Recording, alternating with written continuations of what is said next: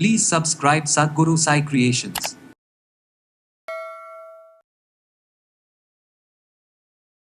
எதுக்காக நமக்கு இந்த ஆர்த்தோ ப்ராப்ளம் மூட்டு வலி அப்படின்னு நம்ம சொல்கிறோம் இல்லைங்களா?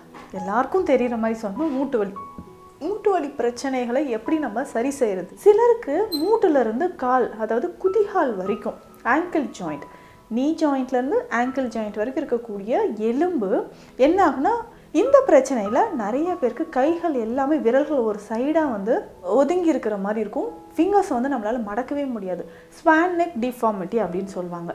ஸோ டபிள்யூ ஷேப்பில் கை விரல் வந்து வளைஞ்ச மாதிரி இருக்கும், ஒரு சைடாக ஒதுங்கின மாதிரி இருக்கும். அப்போ இந்த வாதம் தொடர்பான பிரச்சனைகளை எப்படி நம்ம சரி செய்யலாம்? வாதத்தை குறைக்கக்கூடிய மிக சிறந்த மூலிகைகள்லாம் நிறைய இருக்குது. அதே மாதிரி எண்ணெய் விட்டு வதக்கி எடுத்துக்கலாம். மண் சட்டியிலையோ இல்லை இரும்பு சட்டியிலையோ நம்ம வந்து வதக்கி அந்த சூட்டோடு இருக்கும்போது ஒட்டடம் கொடுக்கலாம். வாதம் தொடர்பாக இருக்கக்கூடிய உணவு வகைகளை தவிர்க்கணும். மலச்சிக்கல் இருந்தாலும் அதையும் நம்ம தவிர்க்கணும். அதற்கேற்ற சித்த மருந்துகள் எடுக்கும் போதும் மூட்டுகளில் ஏற்படக்கூடிய வலிகள், மூட்டு எலும்பு தேய்மானம், இது எல்லாமே குறைய ஆரம்பிக்கும்.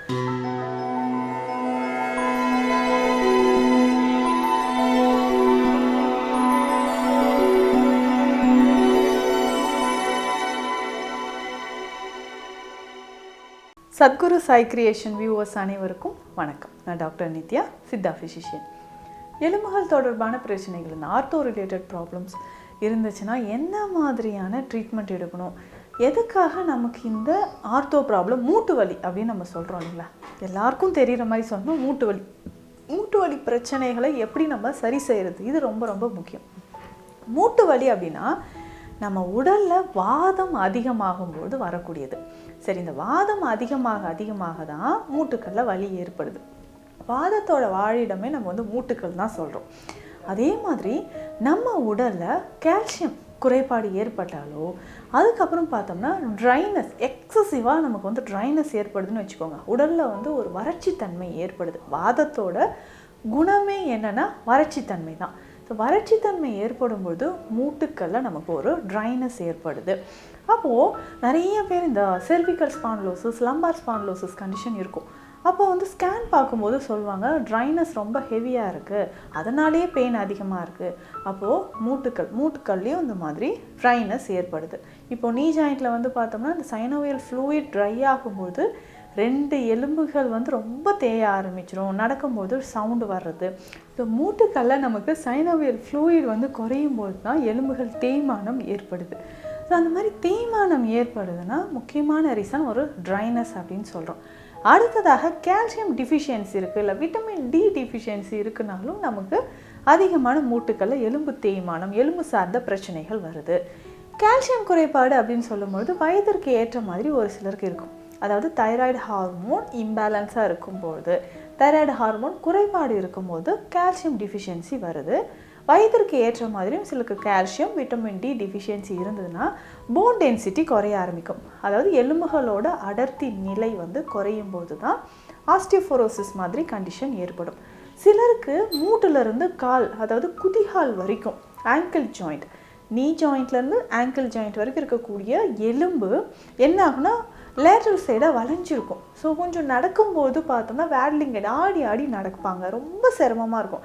ஸோ அந்த கால் வந்து பார்த்தோம்னா 2 சைடும் பவுலக் அப்படின்னு சொல்லுவோம், 2 சைடும் வளைஞ்ச மாதிரி ஜெனு வேரம், ஜெனு வல்கம் அப்படின்ற ஒரு 2 கண்டிஷன் இதில் வந்து இருக்குது. ஸோ இந்த 2 கண்டிஷனுமே ஏற்படும். நடக்கும்போது ஒரு சைடாக சாஞ்சி நடக்கிறது, காலோட ஷேப்பே வந்து மாறின மாதிரி இருக்கும். இந்த மாதிரி இருக்கிறதும் நமக்கு அந்த கால்சியம் குறைபாடுனால, போனில் ஏற்படக்கூடிய ட்ரைனஸ்னால ஏற்படுறது. அதுக்கப்புறம் பார்த்தோம்னா சில டிஃபார்மிட்டிஸ் ஏற்படுறதும் நம்ம சொல்கிறோம். அதாவது போன் மற்றும் அந்த எலும்பு மற்றும் ஜாயின்ஸில், மூட்டுக்களில் ஷேப்பே வந்து சேஞ்ச் ஆகிருக்கும். முக்கியமாக இது வந்து ரொமட்டாய்டு ஆர்த்ரைட்டிஸ் அப்படின்னு சொல்லக்கூடிய சரவாங்கி, அதாவது முடக்குவாதம்னு சொல்கிறோம். இந்த பிரச்சனையில் நிறைய பேருக்கு கைகள் எல்லாமே, விரல்கள் ஒரு சைடாக வந்து ஒரு ஒதுங்கி இருக்கிற மாதிரி இருக்கும். ஃபிங்கர்ஸை வந்து நம்மளால் மடக்கவே முடியாது. ஸோ அப்போ இன்டர்ஃபெலஞ்சல் ஜாயின்ஸில் வந்து ஒரு மாதிரியான பாதிப்புகள் ஏற்படுது. ஸ்வான் நெக் டிஃபார்மிட்டி அப்படின்னு சொல்லுவாங்க. ஸோ டபிள்யூ ஷேப்பில் கை விரல் வந்து வளைஞ்ச மாதிரி இருக்கும், ஒரு சைடாக ஒதுங்கின மாதிரி இருக்கும். இந்த மாதிரி காம்ப்ளிகேஷன்ஸ் நிறைய பேருக்கு இருக்கும். அப்போ இந்த வாதம் தொடர்பான பிரச்சனைகளை எப்படி நம்ம சரி செய்யலாம்? வாதத்தை குறைக்கக்கூடிய மிக சிறந்த மூலிகைகள்லாம் நிறைய இருக்குது. அதே மாதிரி பெருமருந்து வகைகளும் சித்த மருத்துவத்தில் இருக்குது. அதை ஃபாலோ பண்ணும்போது பல வருஷமாக தீர்க்கவே முடியாத பிரச்சனைகள், இப்போ இந்த ரொமட்டாய்டு ஆர்த்ரைட்டிஸ் சொல்கிறோம், கவுட் ஆர்த்ரைட்டிஸ்ன்னு சொல்கிறோம், சொரியாட்டிக் ஆர்த்ரைட்டிஸ், இந்த மாதிரியான பிரச்சனைகள் எல்லாமே குணமாகுது.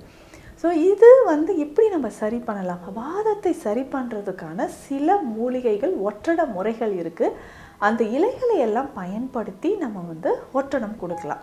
பேசிக்காக இதுக்கு வாத நாராயணன், தழுதாலை, ஆமணக்கு இலை, இந்த இலைகளை எல்லாம் நம்ம என்ன பண்ண போகிறோம் அப்படின்னா, லைட்டாக நம்ம எண்ணெய் விட்டு வதக்கி எடுத்துக்கலாம். மண் சட்டியிலையோ இல்லை இரும்பு சட்டியிலையோ நம்ம வதக்கி அந்த சூட்டோடு இருக்கும்போது ஒற்றடம் கொடுக்கலாம்.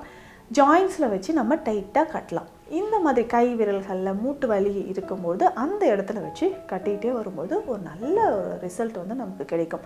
அதே மாதிரி உணவில் டெய்லி நம்ம உணவு சாப்பிடும்போது 3 வேளை உணவிலும் ஒரு 5 துளி, அதாவது 2லிருந்து ஒரு 5 துளி ஆமணக்கு எண்ணெயை விட்டு சாப்பிடணும். எப்படி நம்ம நெய் விட்டு சாப்பிட்றோமோ அதே மாதிரி ஒரு 5 துளி அந்த ஆமணக்கு எண்ணெய், இதை கேஸ்டர் ஆயிலில் நம்ம விட்டு சாப்பிடும்பொழுது அந்த போனில் இருக்கக்கூடிய சைனோவியல் ஃப்ளூயிட் நமக்கு திரும்ப வர ஆரம்பிக்கும்.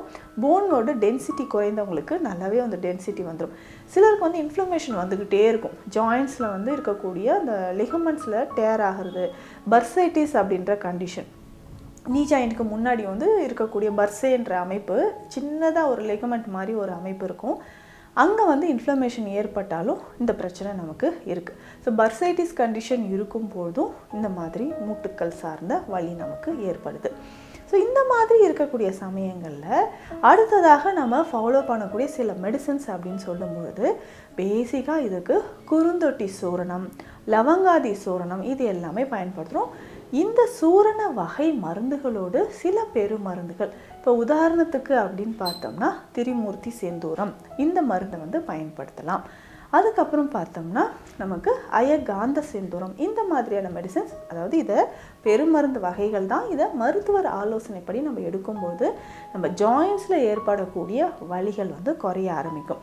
இப்போ மூட்டுக்களில் ஏற்படக்கூடிய வலிகள் கொஞ்சம் கொஞ்சமாக நமக்கு குறைவதற்கு நிறையவே வாய்ப்பு இருக்குது. வாதத்தை குறைப்பதற்கு நம்ம என்ன பண்ணோம்னா, வாரம் ஒரு 2 முறை நம்ம எண்ணெய் குளியல் எடுக்கிறது ரொம்ப நல்லது. ஸோ எண்ணெய் குளியல் எடுக்க எடுக்க நமக்கு வாதம் குறைய ஆரம்பிக்கும். அதே சமயம் வாதம் தொடர்பாக இருக்கக்கூடிய உணவு வகைகளை தவிர்க்கணும். மலச்சிக்கல் இருந்தாலும் அதையும் நம்ம தவிர்க்கணும். அதற்கேற்ற சித்த மருந்துகள் எடுக்கும் போதும் மூட்டுகளில் ஏற்படக்கூடிய வலிகள், மூட்டு எலும்பு தேய்மானம், இது எல்லாமே குறைய ஆரம்பிக்கும். ஸோ இந்த பதிவு மூட்டுக்கள் இருக்கக்கூடிய சில பிரச்சனைகளுக்கும் அதற்கு என்ன சித்த மருந்து தீர்வுகள் இருக்குன்னு பார்த்தோம். மீண்டும் அடுத்த பதிவில் சந்திக்கலாம். நன்றி.